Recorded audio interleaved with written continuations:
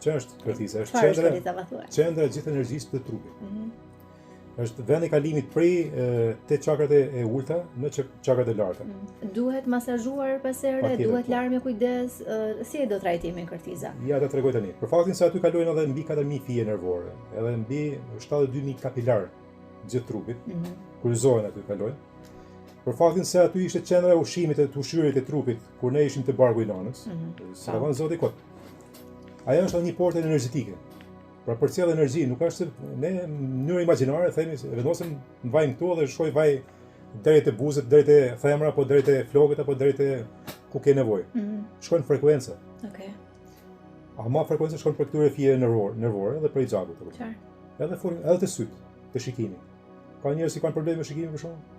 Shumë më kollaj kur ti e vën këtu se sa. Edhe këtu mund të rekomandohet sipër kapakëve të syve. Mund ta lysh, masazhosh shumë lehtë, jo marrë syrin. Por efekti më i shpejtë dhe më direkt shërues është përmes këtyre kalimit energjetik.